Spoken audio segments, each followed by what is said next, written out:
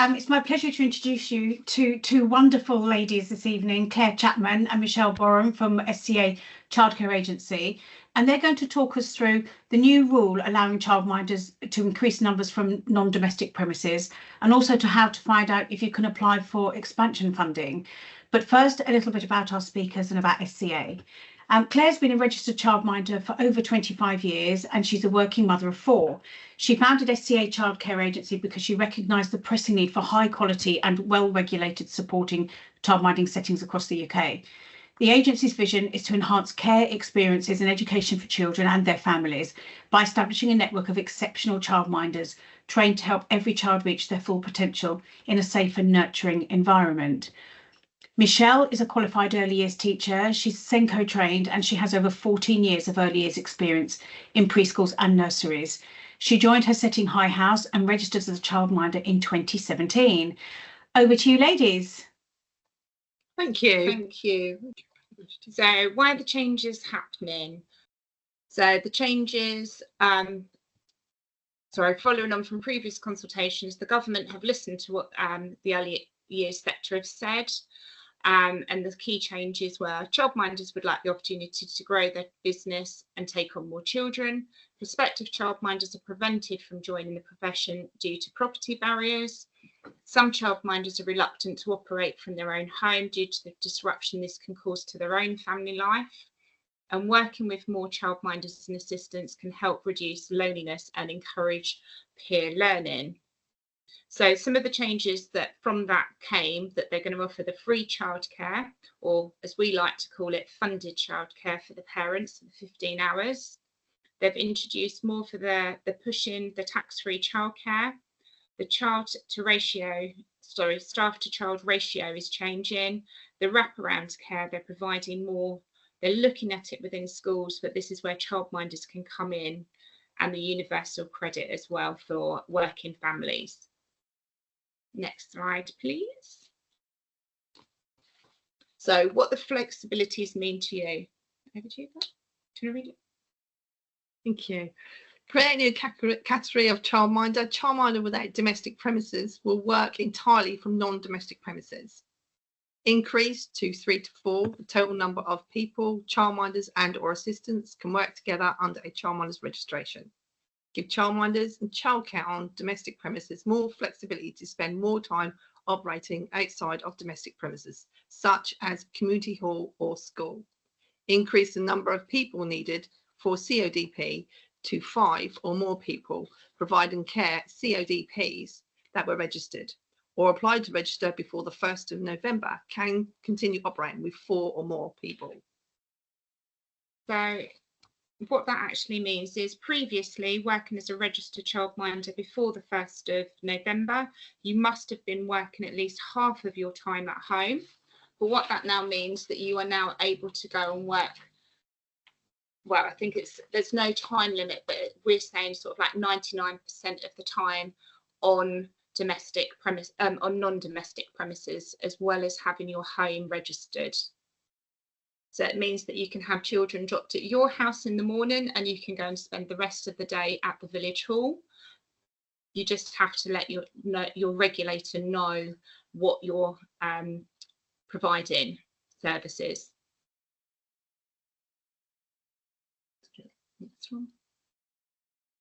So the differences between domestic and non-domestic premises. So your domestic premises is your childminder's home. Your non-domestic premises are your village hall, your community centres, school premises, outdoor space, commercial property, nursing home. It's just a list and it's just some suggestions, okay? As long as it is not classed as a domestic dwelling, that is classed as non-domestic.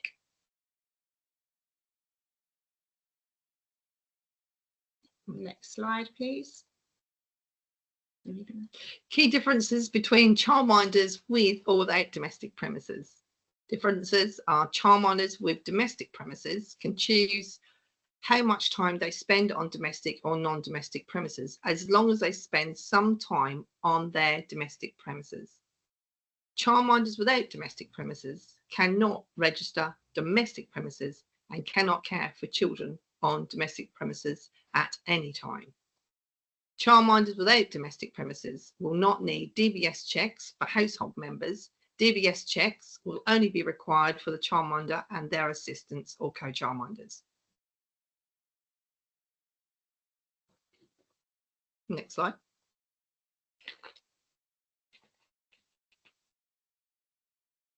So when registering with ourselves at SCA, there is a registration fee and there is monthly fees. Childminders must also follow the EYFS statutory framework. That's whoever you register with, and that's including renewing your paediatric first aid certificates every 3 years. Your regulator will assess childminders against EYFS requirements in the same way, regardless how you operate, if you decide to be domestic as well as some non-domestic.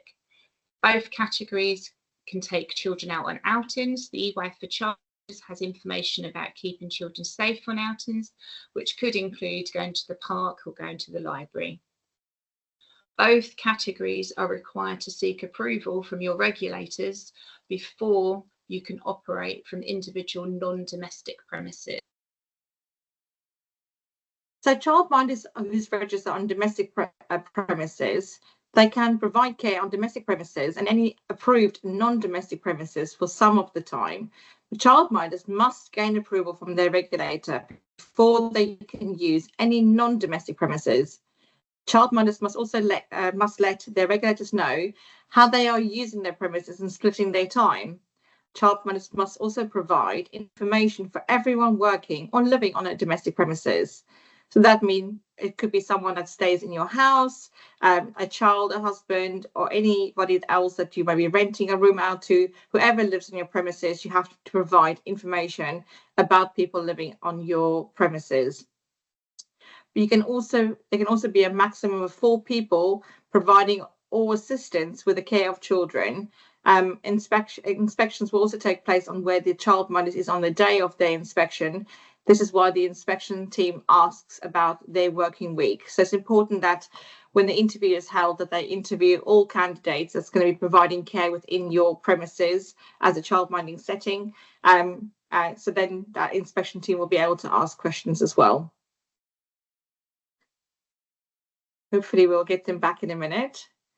Does anybody have any questions around where we are so far? Hopefully I can answer. We're back. Brilliant. Okay. Childcare on domestic premises, CODP. If 5 or more people are working as a group to provide or assist with childcare, you must register as CODP. You will require planning permission from your local authority. You must notify your regulator of everyone working or living on the premises. CODP follows the nursery rules. Next slide, please, Dan. So childminders without domestic premises, we've called it CWDP. Childminders are registered to care for children only on non-domestic premises. Childminders must provide information for everyone working at the non-domestic premises. There can be a maximum of 4 people providing or assisting with the care of children. The childminder can have multiple approved non-domestic premises. However, they can only provide care from one of those at any time. Childminders must let their regulator know how they are using their premises and splitting their time, and inspections will take place as usual. So this is just a little map of what provider type there is out there. Just give you a few minutes to have a look at it.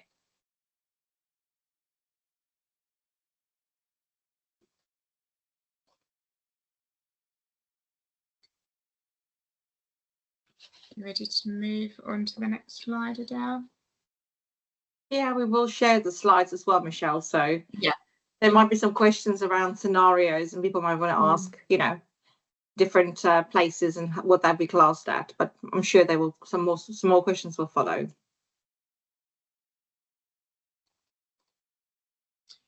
Non-domestic premises will require to have an additional risk assessment in place for non-domestic premises.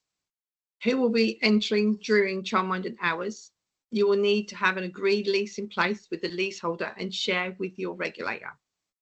To ensure you have the correct childminder insurance in place, You must ensure you have notified your insurance provider of any changes. Currently, Claire spoke to the providers, one of the insurance providers today, and they said that you just have to phone them and let them know if things have changed. If everything is still the same, that's okay and it won't affect your premium. But if there is any changes, if you're originally 50-50, 50% domestic, 50 non-domestic, you just need to let them know that you have changed, because it is going to affect your insurance. Next slide, please. So where can I source funding from? So if you're a new childminder, you're new to the early years sector, eligible for new childminders can apply for a startup grant of £1,200 to recover the cost of registering as a childminder. We have popped the link on there for further information. If you are registering with Ofsted, that is only £600. It's £1,200 to register with an agency. The National Wraparound Childcare Programme funding, there's a link on there we've put on there for further information, but it's about where they've allocated funding to each local authority. They've balanced a number of costs that different local authorities will face to differing extents. Central to the allocation of the funding to the number of schools with primary age children that either do not already offer the full wraparound care. The information that they've taken from is from the January 23 school census data, but the funding is in 2 different streams, each enabling the delivery of wraparound care, and the programme funding is 253 million over 2 years. The local authority capacity funding is 25 million over 2 years, which is why we've popped on there to speak to your own local authority for their criteria and guidance. We've come across quite a few different local authorities that are offering different amounts, and their criteria is very different for each provider. So do check with your local authority what they are offering for you. Next slide, please. Right, so support with childcare for parents, because initially this is where it comes back into your own setting. So your local authority offer the funding, the government funds local authority for the funded places in the area.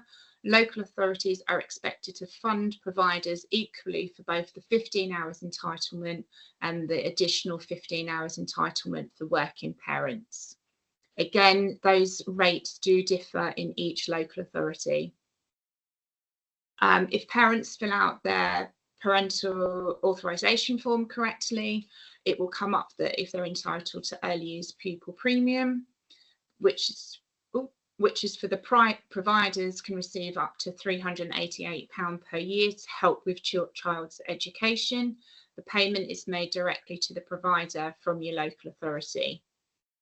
Universal credit, if you register with SCA, we do help parents with this as well, and that can help pay for childcare costs. I think it's 85% of childcare costs are paid, and it includes the after school clubs, holiday clubs and breakfast clubs.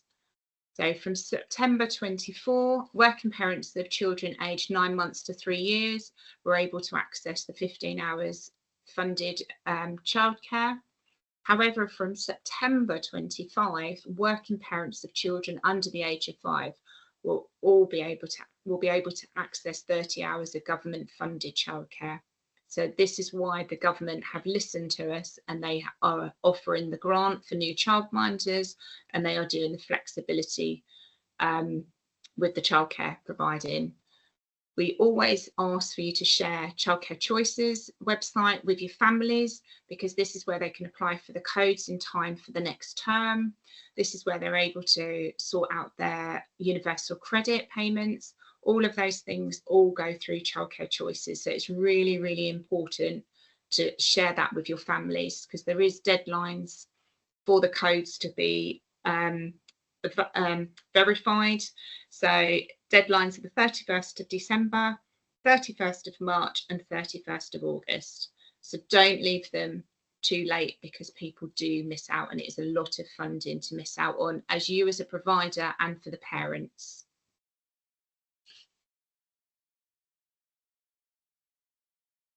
Brilliant. Thank you so much, ladies. My goodness. I mean, I've absolutely just think what you guys do is amazing, and the support that you offer. I've gone and had a look at your website as well, and I just think with all the resources that you guys do, and all the additional webinars that you do on a monthly basis to support your customers, I just think it's fantastic. And I also just wanted to say, and I know I shouldn't, but you've had your Ofsted results in today, and so well done, as you've had fantastic results, and I'm sure everybody that's on the call can go and have a look at your website and share in your fantastic results. We've had a few questions in. Sometimes people send it to us in privately. So one of the questions we've had in was to say, what are the potential benefits of moving to a non-domestic premises for me, who I'm currently doing it at home? So what would be the advice be for that? What is the benefit to the person moving to a non-domestic premises?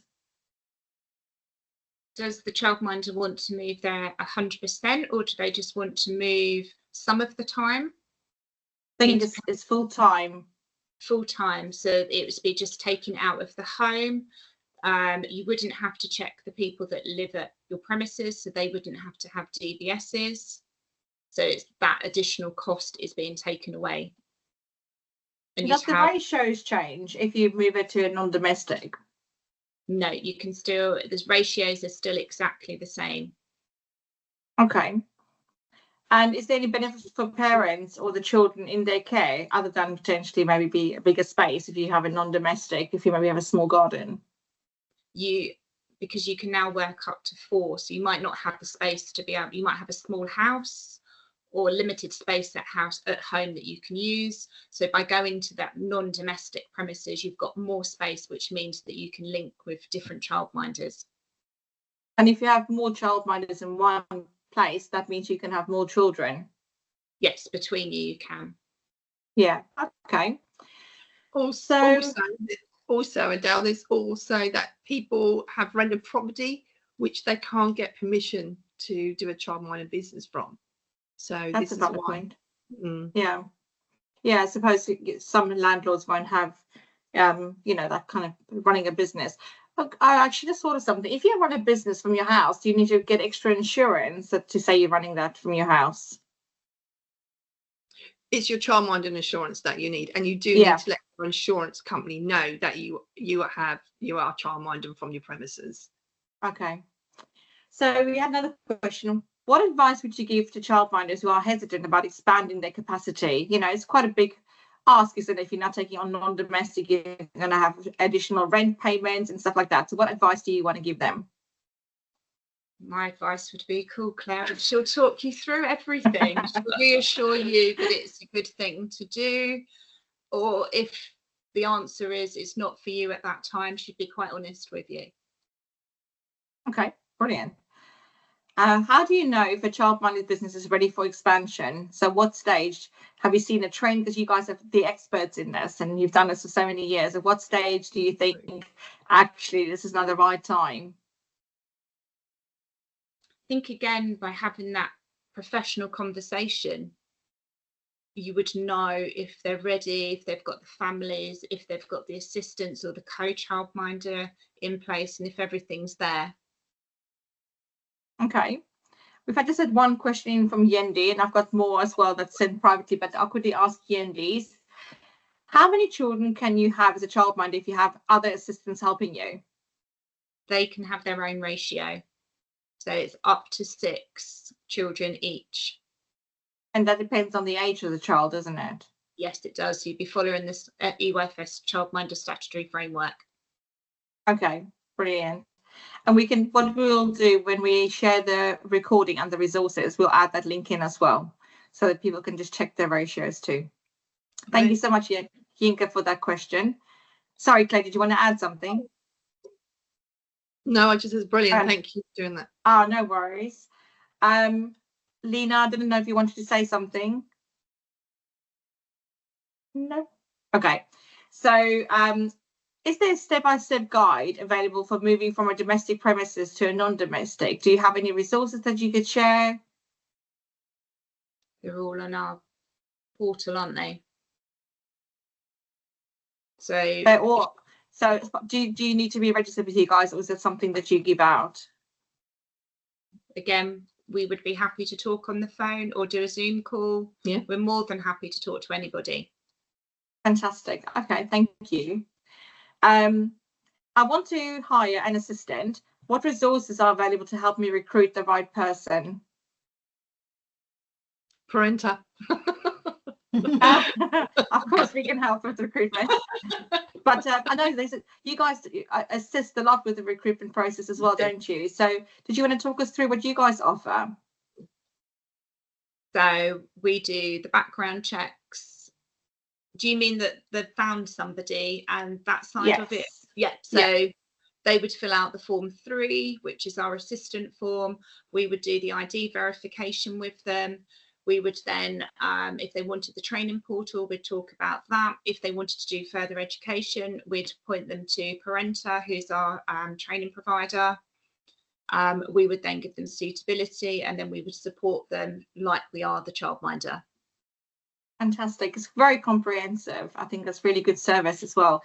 And yes, just to plug a little bit there, Parenta does offer a free recruitment service. And if you're a customer of SCA, we do that completely free of charge as well for you guys. So do sign up with them if you haven't already got your registered agency, but I can definitely recommend SCA. I've only got 2 more questions. I'm sure you'll be very glad to be off the hotspot, ladies. So are there any additional training required to manage or hire a child number? So if you start expanding, what kind of training? I know you guys do fantastic webinars as well for your customers on a monthly basis, but is there any potential training that you could recommend that people do just to when they're looking at expansion? Our Childminders all have a training portal with us. Like you just said, Adele, we do monthly support. We do, I think, weekly support groups at the moment. We're always here for advice. If somebody wanted to do that like level 3 course, we'd point them in that direction. But it's about knowing our Childminders as individuals. Our Childminders do have SCA numbers, but we actually know them all individually and where they're all from and everything. So it's about having those professional, personal conversations with them. Thank you. And I know with you guys, they also have their own dedicated account managers, don't they, that they can reach out to? Yes, they do. And there is. And then, sorry, Claire. No, that was just to say they have an agency manager they can call and actually email. They're there to support them. And obviously the office is open 9 till 5, and we do answer the phone, and we will answer any queries or questions that everybody may have. Claire, can I just say, I've been working for you with a while now. You guys definitely do not just work 9 to 5. Can I just say? We're very passionate. We're very passionate about what we do, and we want to help childminders actually register. And we look for good quality childminders, and we're just passionate about what we do.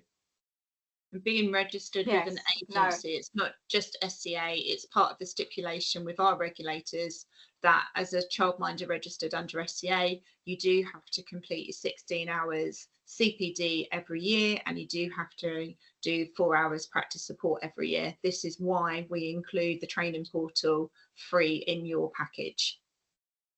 And it's fantastic. And I know you, like you say, you do all these webinars as well. And that also counts towards the CPD. So it's really good. Yinka has just added another question. She said, do you guys help with setups of a child money business? From the time they come through from a phone call and right through until they deregister. We just work with them, like Michelle just said. You know, we know them personally. If they don't want to call their agency manager, they can always ring the office. So we help them set up from step by step. SCA in full is Suffolk Childminder Agency. Suffolk Childcare Agency. Childcare Agency, sorry. Yeah. I just did what Gail did earlier. Yes, we're just talking about childminders. We are based, yes, because we are based in Suffolk. But when we went national, everybody said, oh, because you're Suffolk Childcare Agency, that means you're not going to cover us. So we decided to use the logo of SCA. And we are national. I'm just going to put there, URL in the chat so you guys can see that. For anybody who wants to go and have a look at what SCA offer. And I got one more question. I just want to get my questions up now. Sorry, I've just shut that down. So last question, ladies. Do these changes impact on insurance or policies, liabilities for childminders operating on non-domestic premises? It's just the insurance. I would say yes. I would say we'll need to update policies as well, because that's going to change your premises, it's going to change your risk, it's going to change. But you guys answer the question. I just try to sound like I know what I'm talking about. we do help everybody that joins the agency. So if they want help with the risk assessment, right through to policies, everything from day-to-day running. Brilliant. So the answer is yes, it would change, and we'll have to update all policies and everything. Yeah. Brilliant. Okay. So I will quickly ask a question. So at what scenario potentially would you guys say that it's not right, that you would potentially not advise to? Is there anything that you've come across that you can share with people that you might think that actually, or it might be delaying an opening, or something that people might need to be aware of that they might not be aware of? It's just about being open and honest on your application form. Or if you don't want to put it on your application form, having that open, honest conversation with Claire, because obviously we do background checks, and sometimes there is things that come back on the background checks that we're not aware of, which does add delays and sometimes unsuccessful applications. It's just that open and honest right from the beginning, isn't it? It's, yeah. And people do phone up to ask the questions, which I'm more than happy is confidential as well, to answer any questions they may have. Okay, this is a good question, and I did a lot of research on this.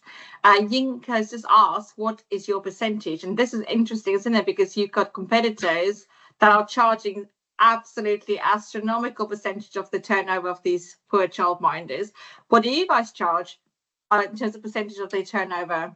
We don't charge a percentage. Is absolute zero, which is fantastic. And that just shows that you guys are interested in actually supporting the sector and not just trying to make a quick buck of it. But I think that's fantastic. So yes, to answer your question, Yinka, they do not charge any percentage of your turnover. There's a monthly fee, which is minimal for the amount of support that you get. So not that I'm plugging SCA, as you can hear, I'm very passionate about what these lovely ladies do, but they are really, really good at what they do, and their support comes through. You can see that as well in the reviews and what they offer as part of resources, and it's completely that portal is part of included in your membership as well. Another question, please. How long do I need to be with your agency? How long do I need to be with your agent to be with your agency? How long does it take? It depends on background checks. If we're doing background checks, references do take a little time, so we always nudge them and say, can you just nudge your references to actually bring them into send them in to us, because that's what's holding up the application. The other thing is we don't have no get out clause, so we do ask for a month's notice, or termly, depends on the funding, how it's paid. We just think that's easier with no get out clause, as long as we're fully aware, so we don't charge for that. Fantastic. And also, if you do decide to leave and you got confident and you've grown with us and you've decided that you want to do it on your own, we'll help you to go to Ofsted. We wouldn't just turn our backs on you there and then and say, oh no, you're nothing to do with us. It's not like that. We're here to support you because you're supporting the children in the early years sector. Amazing. Thank you so much. Does anybody have any other questions? I know it's late and I'm sure we all want to go and have something to eat and have some sleep. I have taken the mics are enabled. If anybody wants to press the raise hand button or just shout out, take your mic off and shout out if you've got any further questions. No. Oh yes, we've got one question. When I use your agency, will I be able to access the government grant of £1,200? Yes, once you are registered. Once you have your suitability paperwork, you will be able to click on the link and register for your grants. There is a clause that the government have put in You get the first £600 once you've been verified, and then the second £600 once you have children. So if you start with children, you get the £1,200 in the beginning. Yeah. Oh, that's good to know. Brilliant. Good. And so just for my curiosity, if I want to be a childminder today and I've got children, can I start trading without having that yet? No, you've got to what, for the £1,200 or your suitability? Suitability. Do I have to apply for that first before I can have children? Yes, you do. Okay. See, every day's a school day. I didn't know that. Ladies, thank you so much for your time. It's been a really insightful and just good to know as well the changes that's coming. I know you guys have been working really hard with the Department of Education as well, and just with lobbying behind the scenes to make sure that this is better for childminders. And so thank you for your time. I wanted to also say that we won't have a webinar in December, as we normally know. You guys are all very busy with running around and nativity plays and loads of reports for end of year. But we will see you all back again in January, and you'll be able to watch the website at parental.com/webinar and register for the one we will be running in January. But thank you so much for your time. Adele, sorry, there is one more question just popped up from Yinka again. Just a last one from her. Okay. Would you help us with marketing as well? Yes. Do we want to speak about marketing, ladies? 100%, yes. And we do have you advertised on the website. Yes, we will. Yes, brilliant. And also, again, if you're a customer of SCA, they've got different packages that they offer, bronze, silver and gold. And one of those packages includes their marketing package as well. So by all means, have a look at the website, and I'm sure you'll find all the answers you want to hear. But Claire and Michelle will definitely be at hand to be able to answer any questions. Thank you so much, everybody, and have a fantastic evening. And we'll see you all back in January. Speak to you soon. Thank you, everyone. Thanks, everyone. Bye-bye. Thanks. Bye. Bye-bye.